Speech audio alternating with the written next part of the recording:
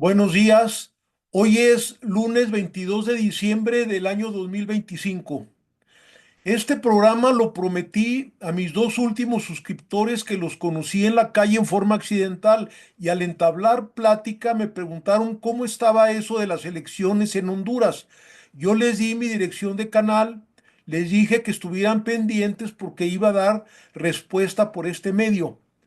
Por eso traté de hacer este programa para que la gente sencilla y que no esté bien informada lo entienda lo mejor que se pueda.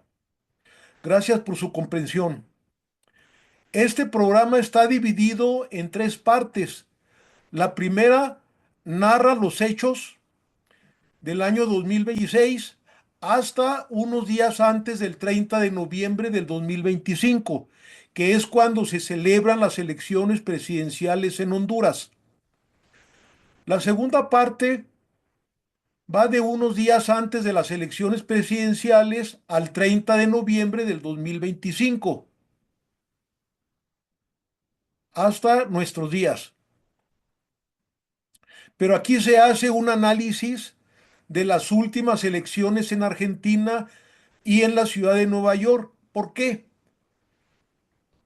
Es imprescindible que nos distraigamos en ello por algo sencillo, porque la forma en que intervino Donald Trump en las elecciones internas de Honduras están siguiendo un patrón muy similar con las elecciones en Argentina y en Nueva York. ¿Mm?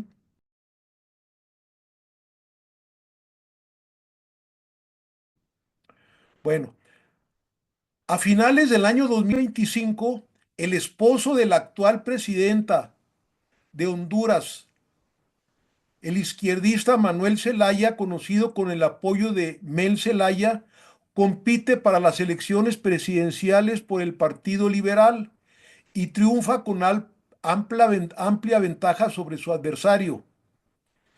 El primer día de su presidencia, aprueba la ley de participación ciudadana que permite consultas populares.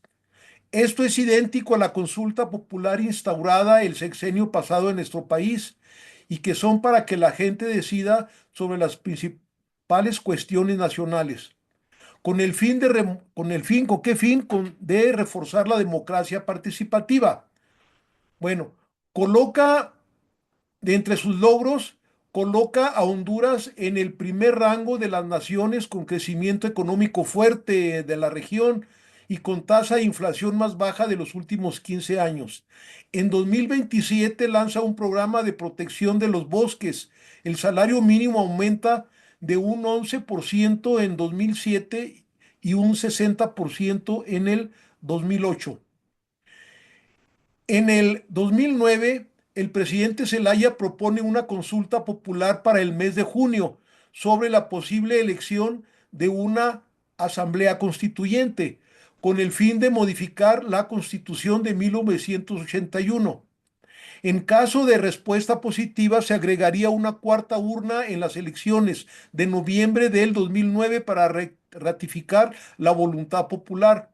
Aquí tenemos que reconocer que Zelaya en este punto fue más allá de muchos países llamados progresistas. Sus enemigos, bueno, él era una buena persona, él era muy condescendiente. Mel Zelaya solamente tuvo 6 enemigos únicamente en todo el país. Bueno, sí, así mis amigos. Les voy a enumerar los 6 enemigos que él tenía. Con los dedos se cuentan con con el dedo de las manos. Los voy a enumerar. Primer enemigo, el Tribunal Supremo Electoral. Segundo enemigo, la Fiscalía General. Tercer enemigo, la Corte Suprema de Justicia. Cuarto, el Congreso Nacional, que está bajo control de los conservadores que se oponen a toda reforma constitucional. Cinco, la oligarquía del país. Bueno, todos ellos consideraban ilegal la consulta. Y para el colmo, fíjense bien, salió un sexto enemigo. El ejército se niega a distribuir las urnas, durante la consulta previa del 28 de junio, obligando al presidente a importar el material desde Venezuela y ocasionando una crisis política con la renuncia del ministro de Defensa y de los jefes de los tres ejércitos, con los que suman en total 5 instituciones de Honduras que boicotearon los planes de Manuel Zelaya. El ejército, pues prácticamente, aunque de ley depende de él, pues estaba como enemigo, como la mayoría de los países sucede con los ejércitos. Bueno, Manuel Zelaya en sus memorias relata lo siguiente, lo voy a leer lo que dice en sus memorias. Dice, cuando llegué al poder, tuvimos que enfrentarnos al monopolio energético que nos imponían las transnacionales estadounidenses y europeas en el campo del petróleo. Nuestra energía eléctrica era más cara de toda la América Central y nuestras empresas no podían competir a causa de los costos elevados engendrados por esta situación. Bueno, ¿qué hizo, qué hizo Manuel Zelaya para resolver esta situación? Bueno, como May Zelaya era capitalista, pues lo resolvió utilizando las herramientas del capitalismo. Por esa época gobernaba en Venezuela el socialista Hugo Chávez Frías.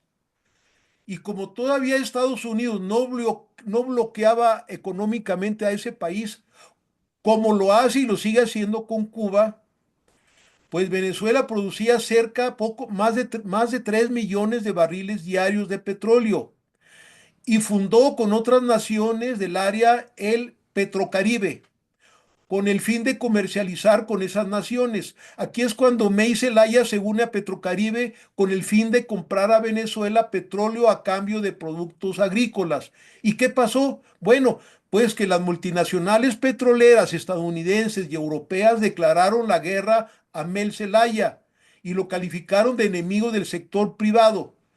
Pero esa acusación pues era una mentira. Al contrario, ellos mienten como respiran. May Zelaya siempre fue amigo del sector privado, pero de ese sector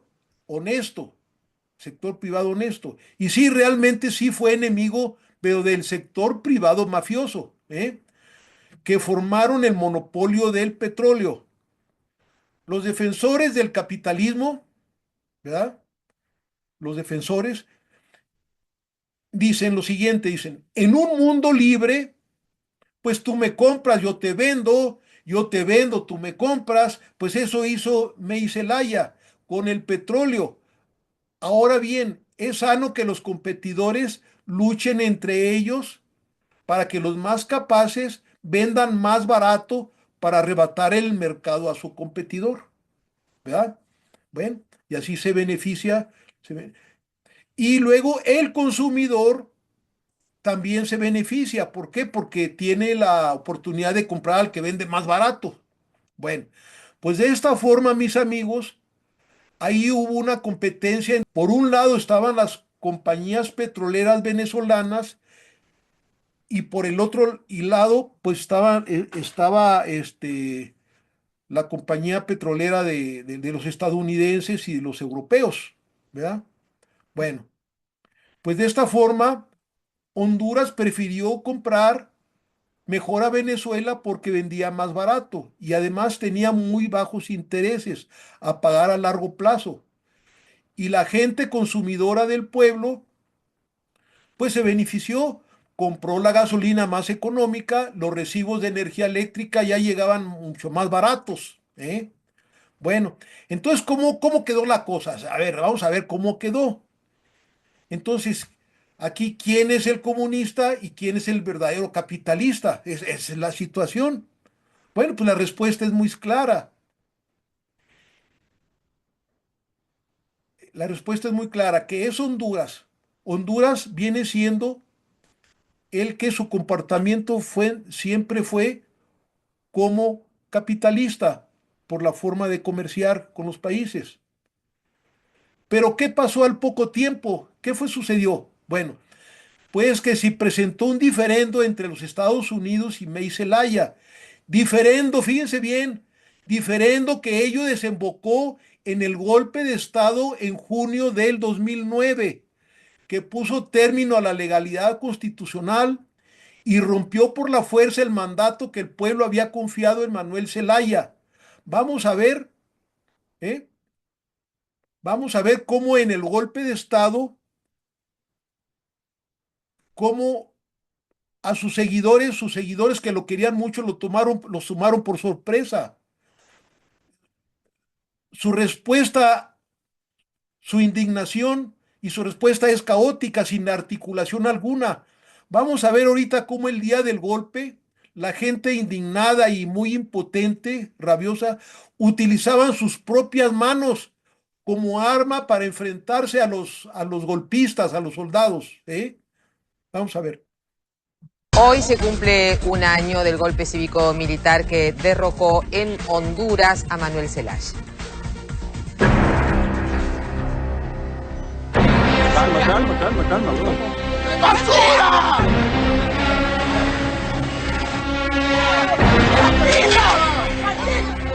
Esto no tiene ningún carácter de legalidad, lo que han hecho es un exceso de la fuerza brutal. El mismo día en que se perpetró el golpe de Estado, el gobierno de Manuel Zelaya llamaba una consulta popular para preguntar a los ciudadanos si aceptaban la convocatoria a una asamblea constituyente que...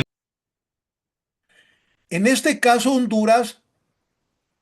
Honduras se ve claramente que el Imperio del Norte ha ido cada vez alejándose de sus principios, de sus propios postulados. Viola sus propias reglas del capitalismo. No permite la libre competencia. Y ya ven ustedes de lo que son capaces de hacer, ¿eh? Actualmente el imperio está muy desquiciado, ¿eh? Muy peligroso, está desquiciado. Ya no soporta que los chinos sean más eficientes en la producción y vendan más barato. Aquí estamos viendo, aquí estamos viendo en el mapamundi de color rojizo los países que comercian con China, ¿eh? Fíjense, pues ya casi es todo el planeta los que tienen tratados comerciales con China, ¿verdad? Estamos comparando 2 años, en 2 años, y abajito está el año 2024. Bueno, pues les cayó, como dice el dicho mexicano, les cayó como una patada de burro el que China, ante las amenazas constantes del imperio, esté superando militarmente a los gringos. Otro ejemplo reciente se sucedió en Europa, donde se estaba llevando a cabo la guerra de Ucrania. Resulta que Europa compraba petróleo y gas a Rusia, ¿eh? En situaciones, pues estaban comerciando muy, muy bien los dos, a punto de que estaban haciendo entre la Unión Europea y Rusia, estaban a punto de inaugurar un impresionante gasoducto llamado Nord Stream 2, que llevaría el gas, fíjense bien, desde Rusia hacia Europa. Una maravilla de la ingeniería. Pues les comento, mis amigos, ¿qué creen que sucedió? Que hubo un atentado con poderosos explosivos que destruyeron parte de ese gasoducto que estaba en las profundidades del mar. Se desarrollaron las investigaciones por parte de algunos países de la Unión Europea. Y pues, ¿qué llegaron? Llegaron al descubrimiento del que cualquier niño de secundaria hubiese pronosticado. Bueno, pues se descubrió que buzos de Estados Unidos habían perpetrado el atentado, ¿eh? Bueno, y peor aún, y ahorita con la guerra que tiene en Ucrania, pues se complicó. El proyecto definitivamente se echó para abajo, se abortó. Y a que no creen, pues ahora los europeos están obligados a comprar el gas de Estados Unidos. Sí, pero mucho más caro. Lo tienen que transportar muy lejísimos. Bueno, conclusión. Ya en Estados Unidos no impera las leyes de libre mercado, ¿eh? Ya no. Yo me atrevo a llamarlo, por decirlo suavemente, que tiene un sistema, yo lo llamo así, que le puse el nombre de capitalismo delincuencial, ¿eh?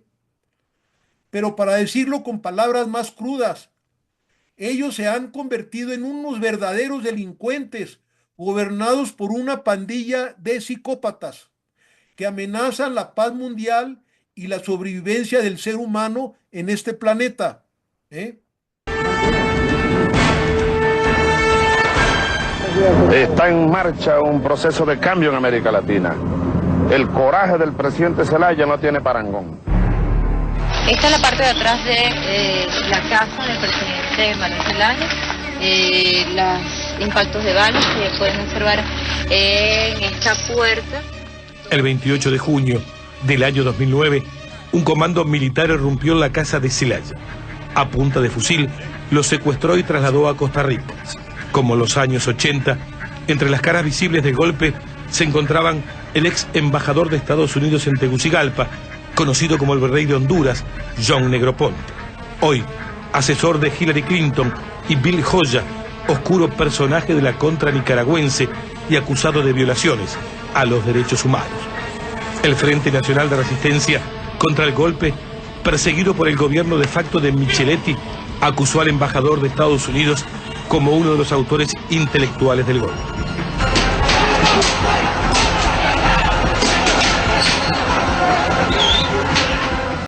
Aquí hacemos el comentario de que John Negroponte ya había sido embajador, anteriormente había sido de embajador de Estados Unidos en México, del año de 1989 hasta 1993, en la época de Salinas de Gortari, periodo en el que se malvendieron empresas propiedad del pueblo de México a extranjeros principalmente. Es casi seguro que bajo la presión del embajador de Estados Unidos, Negroponte, seguramente. Bueno, el año de 2014, fecha en que se vuelve a haber elecciones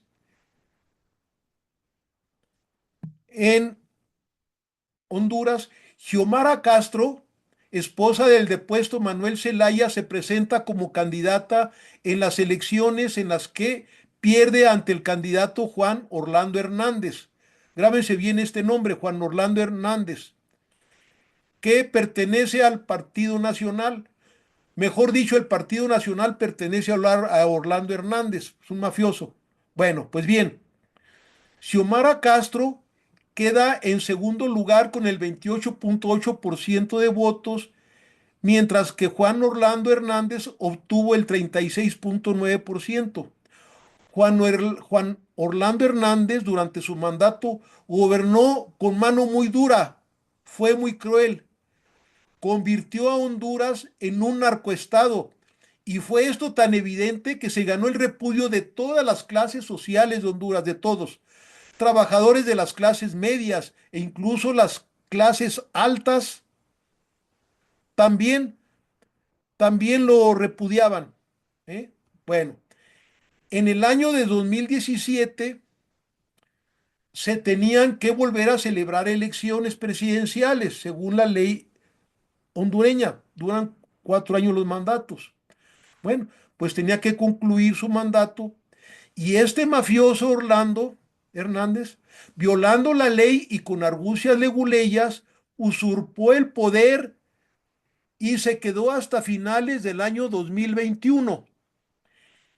Es esa fecha cuando Xiomara Castro vuelve a participar en las elecciones, organiza un movimiento cívico y participa en las elecciones presidenciales por el Partido Libre, que es el Partido Libertad y Fundación que previamente había creado su esposo en el año 2012.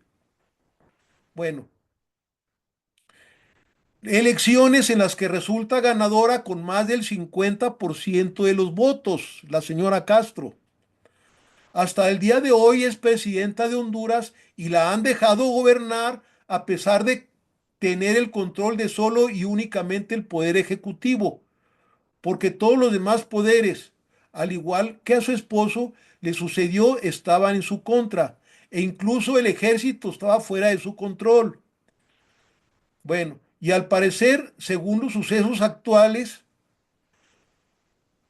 la única que él es fiel es la Fiscalía de la República.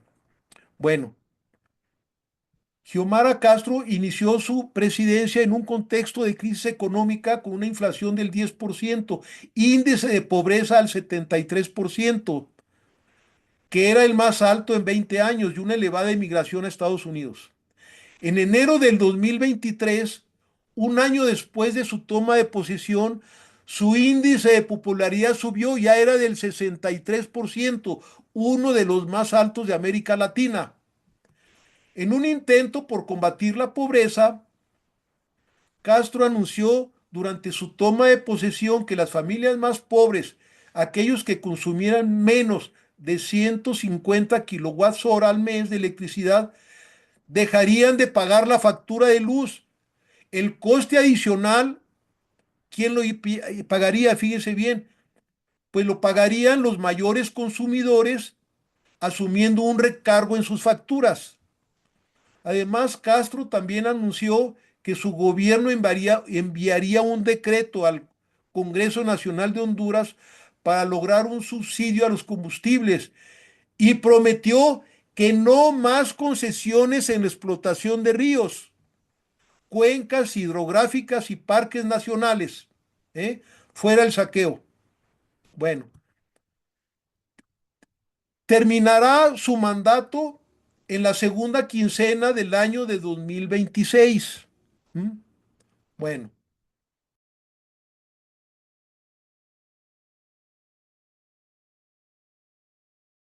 se celebran elecciones, ¿eh? Para el periodo 2026 a 2030. ¿Eh? Bueno, aquí estamos viendo los que se presentan a las elecciones.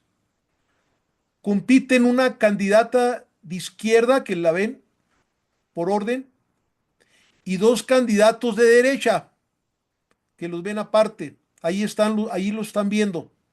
Bueno, vamos a decir un breve semblante de cada uno de ellos. Rixi Moncada, la candidata del oficialismo que quiere democratizar la economía y que se dedica a desmentir el fantasma del comunismo. Tito Asfura, que es el ultraderechista, es candidato por el Partido Nacional, del mismo que formó parte Juan Orlando Hernández, acusado y sentenciado a 45 años por un tribunal independiente de Estados Unidos. Acusado, perfectamente demostrado con pruebas, de introducir por lo menos 400 toneladas de cocaína a los Estados Unidos. ¿Eh? Bueno, el otro es Salvador Nasralla, derechista. Él es exalcalde de la capital Tegucigalpa.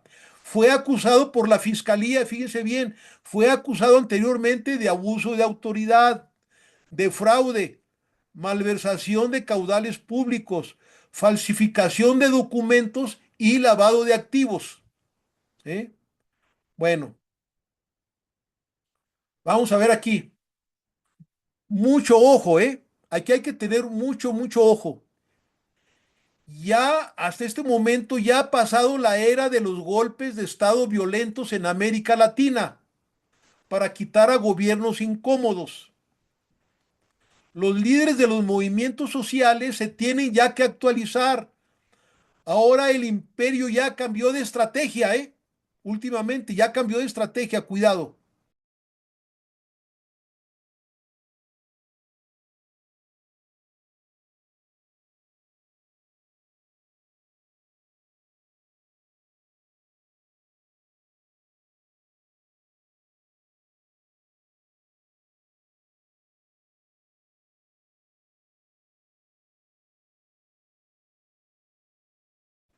Bueno, En los países en los que las encuestas electorales no favorezcan a la extrema derecha, Estados Unidos ya va a sabotear en forma ya descarada para impedir que lleguen presidentes incómodos y al contrario, va a apoyar a candidatos de extrema derecha, ¿eh? Públicamente. ¿Cómo? ¿Cómo va a ser esto? Bueno, va. Pues utilizando una nueva técnica que fue seguramente diseñada en laboratorios, fíjense bien, de guerra psicológica, que forma parte ¿de qué? De la guerra psicológica para sembrar el terror en la mente de los ciudadanos, utilizando el factor del hambre. ¿Eh? Bueno, ya Donald Trump estrenó este nuevo método. Tomó la decisión de dirigir personalmente las acciones. Fíjese bien, solo, solamente en aquellos lugares en donde la derecha se comportara con torpeza. Tal fue el caso de Argentina.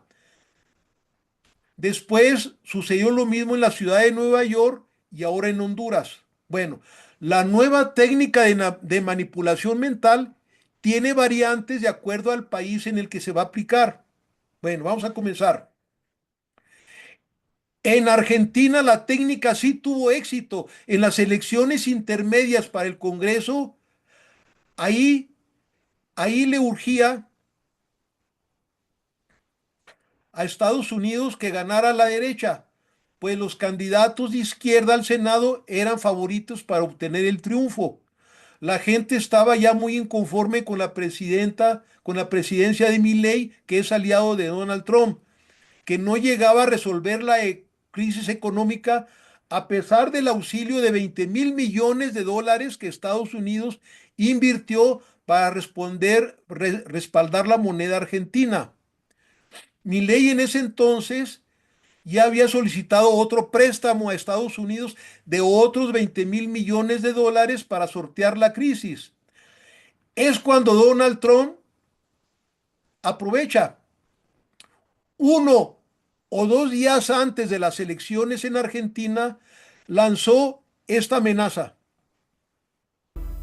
Bienvenidos a La Economía, soy Juliana González. El presidente argentino Javier Milei fue recibido por su homólogo Donald Trump con grandes elogios. Este encuentro ocurre días después de que Washington accediera a otorgarle a Buenos Aires una ayuda financiera de 20.000 millones de dólares. El rescate financiero de Estados Unidos llega en medio de una crisis económica y política para Milei. El tesoro de este país se había quedado sin fondos para defender al peso argentino ante la fuerte demanda de dólares para cobertura por parte de los inversionistas. Ya sabes, nuestras aprobaciones dependen en cierta medida de quién gane las elecciones, porque si gana un socialista o, como en la ciudad de Nueva York, un comunista, la opinión sobre realizar una inversión cambia considerablemente. ¿Está condicionado el apoyo a Argentina a esa victoria del partido de Milei en las elecciones legislativas del 26 de octubre? Eso es lo que han dicho en varias ocasiones tanto el presidente Trump como su secretario del Tesoro Scott Bessent. En el encuentro con la delegación argentina y la prensa, Trump ha dicho que la victoria en las elecciones del día 26 es muy importante y que si no hay oportunidad de mantener el programa de Milley, Estados Unidos parará lo que está haciendo. Trump reiteró que si pierde Milley no será generoso con Argentina. Literalmente ha dicho que no va a perder el tiempo, pero que si gana desde Washington se será de gran ayuda. Trump ha dicho que quiere una Argentina exitosa.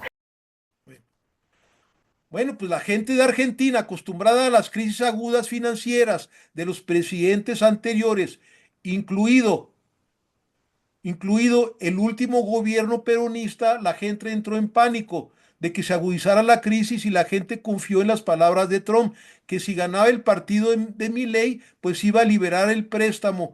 Él iba a hacer de Argentina un país exitoso. En México tenemos que tomar nota que Estados Unidos plantea instaurar en México y en toda América Latina, fíjense bien, quiere instaurar el modelo económico que está implementando Milei en Argentina. Van a ver cómo el mismo Donald Trump lo dice en forma descarada, como es su costumbre. El interés es ayudar a Argentina para apoyar lo que ha calificado como una filosofía financiera que considera que es muy positiva y que quiere que se expanda a lo largo de toda Latinoamérica. Bueno, en Nueva York la técnica resultó un rotundo fracaso, ¿eh? En las elecciones del 4 de noviembre del 2025, para hacer a un lado al incómodo candidato de la alcaldía, el joven Mamdani, Trump no sabemos si lo hizo por cuenta propia o por orden de los grandes financieros que son los que dirigen realmente el país. Desde las sombras, emprendió una campaña para asustar a los neoyorquinos, primero con recortar fondos. ¿Y qué tal, Julio? Buenas tardes. Pues mucha expectativa y lo último es que el presidente Trump está amenazando con retener fondos federales a la ciudad de Nueva York si gana el candidato Mamdani, y es que hoy cerraron ya 5 meses muy intensos de campañas y justamente el puntero en las encuestas, Zohran Mamdani, caminó hacia la alcaldía prometiendo pues una nueva era para la ciudad de Nueva York. Y después con el fantasma del comunismo, ¿eh? Pero como decía mi compadre, ¿qué cosas tiene la vida? En el corazón del imperio, a la gente de esa ciudad no lograron asustarla ni con el legendario fantasma del comunismo. Bueno, el colmo, ni aún teniendo en contra a los candidatos de su propio partido demócrata, que les cayó como una patada de burro el que joven Mamdani les ganó en la elección interna. Miren lo que hizo un exgobernador demócrata de Nueva York, de nombre Cuomo. Fíjense bien lo que hizo cuando perdió la interna para alcalde de Nueva York. Vamos a ver. Por otro lado, el ex gobernador Andrew Cuomo, quien ahora va de independiente, hoy hizo varias paradas en áreas o barrios latinos, incluyendo Washington Heights, advirtiendo, dijo, sobre el socialismo de Mamdani. Cuando llegó el día de la votación, el 4 de noviembre del 2025, Mamdani ganó con el 50.4% de los votos.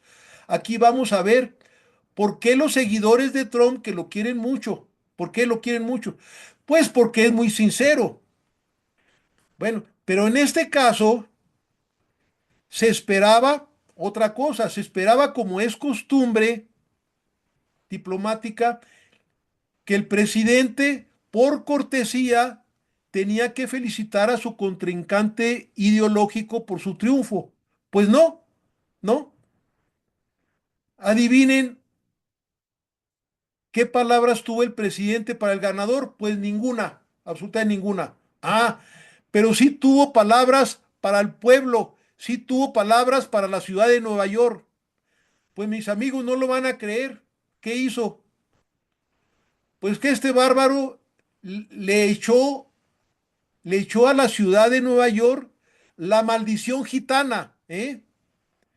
Sí, yo les digo, no me van a creer, es increíble, pero vean con sus propios ojos lo que les dijo. ¿Mm?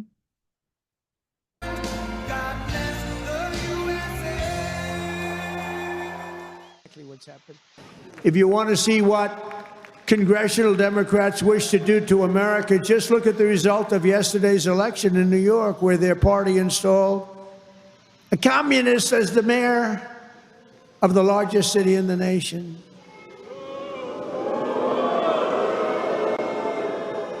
Remember, I've said we will never have a socialist elected to any post in our country. I used to say that, and I was right. We skipped socialist and we put in a communist instead. That didn't work out too well. But as I've warned for many years, our opponents are hell-bent on turning America into a communist Cuba or socialist Venezuela, and you see what happened to those places. But you're going to see the same thing in New York, by the way. You watch what happens in New York. Terrible. But you're going to see that same thing. And I hope it doesn't happen, but you're going to see it. Gas prices for generations. Miami has been a hit. South America, what's going on? You know, I'm not going to. We have a.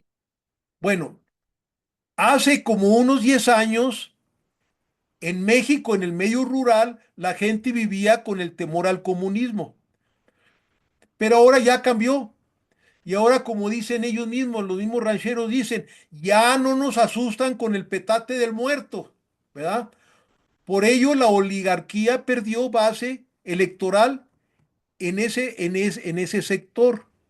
Bueno, en el año de 2018, en las pasadas elecciones, la oligarquía criolla le recetó a la clase media alta ese mismo cuentito del comunismo, lo mismo.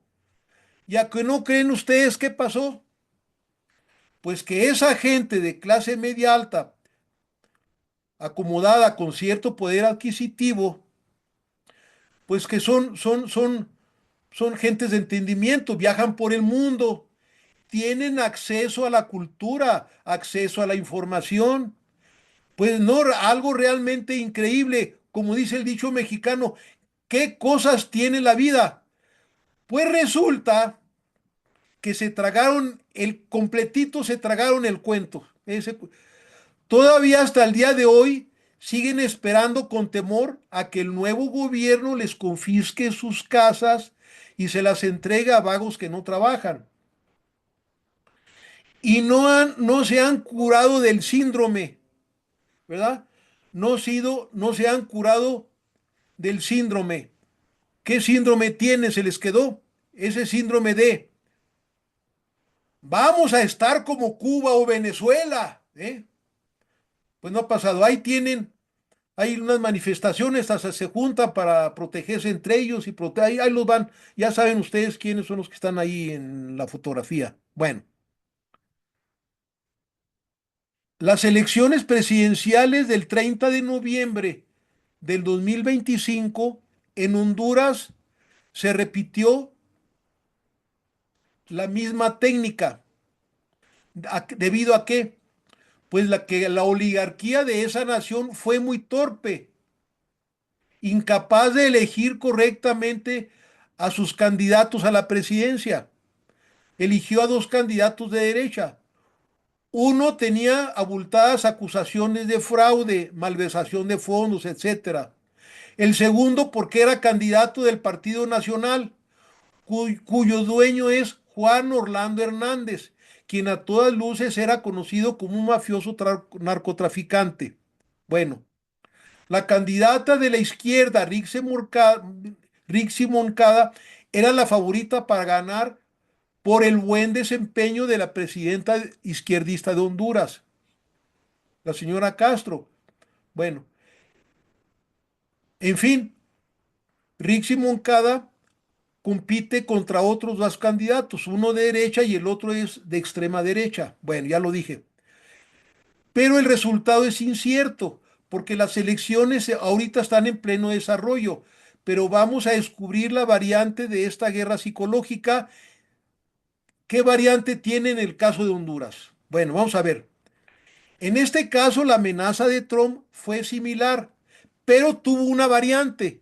Por esta razón, como el 70% del Producto Interno Bruto lo componen las remesas que llegan de familiares que trabajan en Estados Unidos, Trump invitó